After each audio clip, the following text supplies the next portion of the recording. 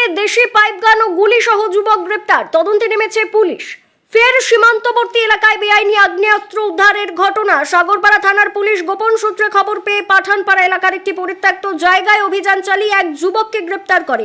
ধৃতের কাছ থেকে একটি দেশি পাইপগান ও 1 রাউন্ড গুলি উদ্ধার হয়েছে। জানা গেছে, ভারত বাংলাদেশ সীমান্ত লাগোয়া অঞ্চল হওয়ায় সাগরপাড়া থানার পুলিশ দীর্ঘদিন ধরেই এলাকায় নজরদারি চালাচ্ছিল। সম্প্রতি এক গোপন সূত্রে খবর আসে যে পাঠানপাড়া নির্জন একটি এলাকায় আগ্নেয়াস্ত্র নিয়ে ঘোরাঘুরি করছে এক সন্দেহভাজন যুবক। সেই খবরের ভিত্তিতে থানার ভারপ্রাপ্ত আধিকারিক মোহাম্মদ খোরশেদ আলমের নেতৃত্বে একটি টিম সেখানে হানা দেয় এবং অভিযুক্তকে গ্রেপ্তার করে। পুলিশ সূত্রে জানা গেছে, ধৃত যুবককে জিজ্ঞাসাবাদের জন্য 7 দিনের পুলিশ রিমান্ডে নেওয়ার আবেদন জানানো হয়েছে। তার সঙ্গে আরো কেউ জড়িত আছে কিনা বা এই অস্ত্র কোথা থেকে এলো এবং কি উদ্দেশ্যে আনা হয়েছিল তা খতিয়ে দেখা হচ্ছে। এলাকায় ফের অস্ত্র উদ্ধারের ঘটনায় নতুন করে উদ্বেগ ছড়িয়েছে সাধারণ মানুষের মধ্যে। পুলিশ আশ্বাস দিয়েছে, সীমান্তবর্তী এলাকায় নজরদারি আরও বাড়ানো হবে।